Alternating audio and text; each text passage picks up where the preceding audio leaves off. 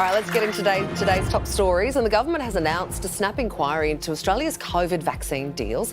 The investigation will focus on why we were short on jabs at the height of the pandemic and whether our current supply is enough. The fast-tracked review will be chaired by Jane Holton, who also headed the hotel quarantine inquiry. There is no hard deadline for this review to be completed, but it's obviously something we want conducted in weeks, not many months. Former New South Wales Deputy Premier John Barilaro has withdrawn from the Trade Commissioner position to the US, deciding the role was a distraction for the government, which is nice of him. The $500,000 appointment was the subject of 2 inquiries and was criticised by his former colleague, Transport Minister David Elliott. And a bizarre daylight robbery at a Netherlands art fair. 4 men dressed in Peaky Blinders-like outfits took a sledgehammer to a jewellery display case, while one appeared to flash a gun. The stolen goods are thought to be worth up to 41 million Australian dollars, but that hasn't yet been confirmed. The robbers are still at large. They did escape on penny farthings, though. So. They did. How amazing. Well, you know, the Dutch love their bicycles, Elliot. They do. Amazing. Yeah. Of all the things to dress up as. Well, also, I was like, I haven't watched Peaky Blinders. So I'm like, what does that mean? Ye olde...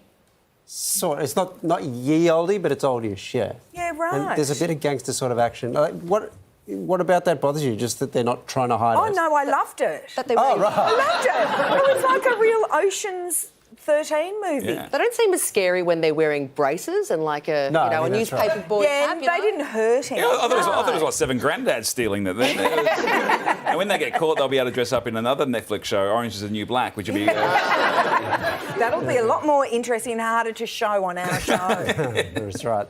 After a 7-month trial, Domenic Perre has been found guilty of the 1994 National Crime Authority bombing in Adelaide, which killed a police officer and seriously injured a lawyer. Charges had initially been dropped against Perre, with new ones laid in 2018. Perre collapsed moments after the verdict, the victims' families hailing the decision. This crime was and remains unprecedented in its violence against law enforcement in Australia. Despite the years which have passed since 1994, justice has been served today. And Guy Sebastian's former manager, Titus Day, has been found guilty of embezzling some of the singer's earnings. Sebastian claimed he's owed around $900,000. Day faced 60 charges and was found guilty of 34. The trial faced lengthy delays after the original judge died and Sebastian got COVID. And what kinds of music do you think sound happy? Turns out it isn't universal. Most of us find major keys to be the most happy, so think of, say, Footloose. Yeah. Yeah. The one person in the audience liked it. I'm with you, sister. Yeah. But Aussie researchers have found that people in remote Papua New Guinea say that minor keys are just as happy. So think of maybe a song like Stairway to Heaven. Yes.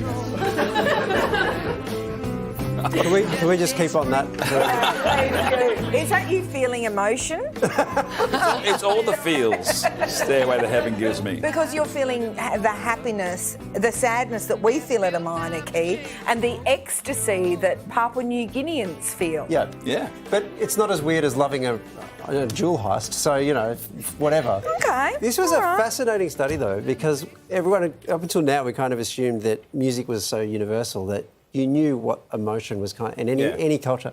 So the reason they chose people in remote Papua New Guinea was they wanted people who had as little contact with Western culture as possible, and they played major and minor chords to people in Sydney and then played it to people in Papua New Guinea, and the responses were really, really different. So in some cultures, like Baby Shark could be like death metal. Yeah. As opposed to just death. Yeah.